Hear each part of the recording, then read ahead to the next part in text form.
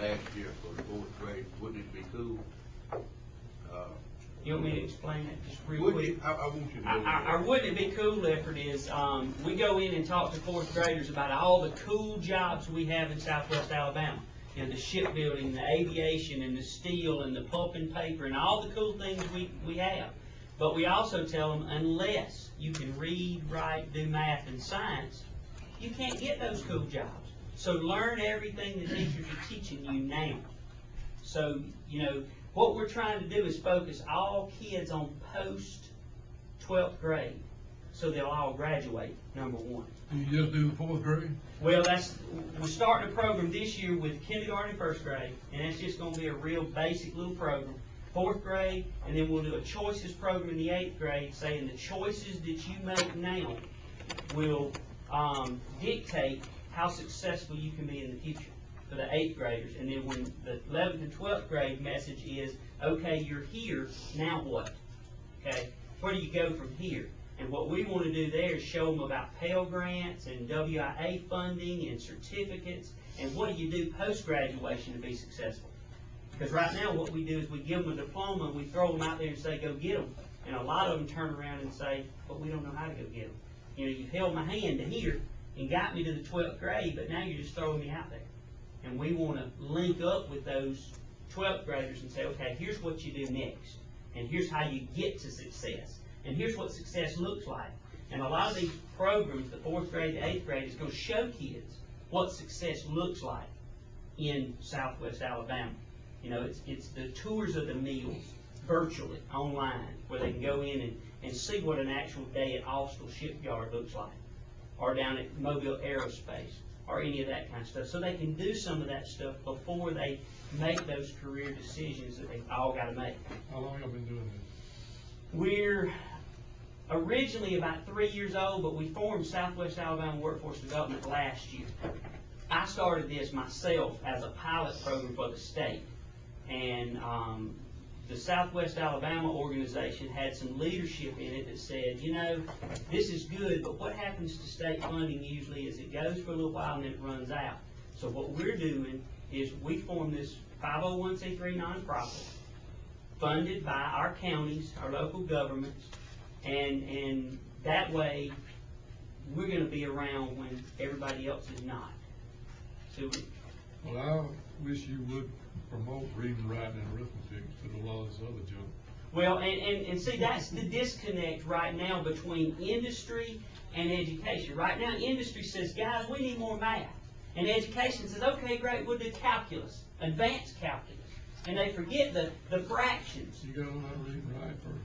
That's exactly right. And so what we're trying to do is back down and make sure industry and education talk.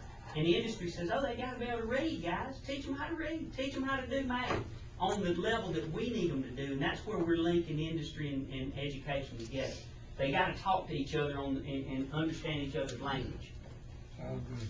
So, but again, we appreciate your support. And if you will, if I can find somebody with a camera before we leave, we want to present y'all with a certificate, Dr. Eichhold, get a picture of y'all for the paper, if y'all don't mind.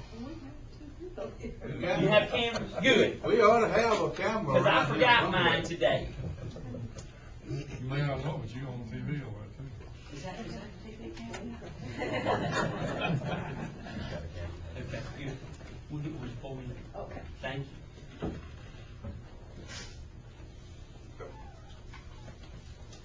All right, we'll back up now.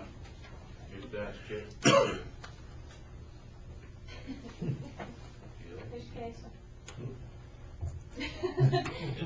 I'm Danielle Dystick, live in your commission district, and this morning the bus couldn't come get my son because the road's washed out.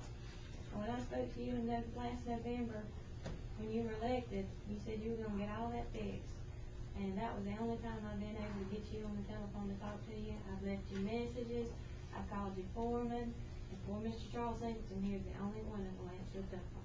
I got one message from you that I know of, and we graded that road. I'm gonna be up front with you. I can't control God, you know. He washes it right back out there and we fish it. But we're working on these roads every day. I've got 90 miles of dirt road. understand that, but this is the same problem that Johnny got, it hasn't changed with you coming into office, the problems we've It had. ain't gonna change overnight either. Well, I'm not speaking, Yeah. but you've been there since November, at least we could get our roads graded, You every get your couple road graded. weeks. No, sir. If they're coming out there, they riding the road without ever putting the blade down. And there's. Well, I've been there, they grade roads. I mean, it may rain next day, but the road gets graded. No, sir. They come every once in a while. I've talked to your foreman, Mr. Chastain, and when I call, he usually tries to get out there. But all the work that has been done as far as filling in holes and stuff that gets washed out has been done by the people in our community with their tractors getting out there. My husband has spent countless hours working on the roads and filling up holes with his tractor. Mr. Benton, Mr. Dees, and we're all getting out there and trying to help out. That's the car We from got Dixon nothing. Road? No, sir. It's What road? Cooley, Nursery, Oh. Collins Springs, Dees Road, all those roads. We need culverts, we need our road to be fixed, and I know that there's supposed to be some FEMA money coming along. And that needs to be put towards the roads that are the worst, and ours are the worst in your district. And I know for a fact that Mr. Benton took his tractor out on Collins Springs, and I believe he got the dirt from Mr. Chastain or somebody brought dirt. That was But him. Mr. Benton got out there with his own tractor and filled up a hole that had been there for months. The bus driver would not even come through as an alternate route because there was They water didn't go this standing. morning either. Sir, They didn't go this morning. haven't seen him. And I talked to Mr. Chastain 2 weeks ago. I know you're and concerned he about it, said- but, I mean, we graded the road, ma'am. I'll assure you, we've done some work to that road.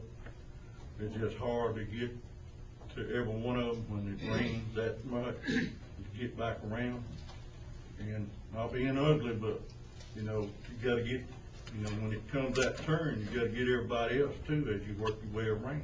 I understand that. But we I will. completely understand Yeah. that, but the main problem is the roads have been in such disrepair for so long that you are not going to get any of the washout sticks until you put culverts in and you build up the roads. The roads right now, we don't have ditches.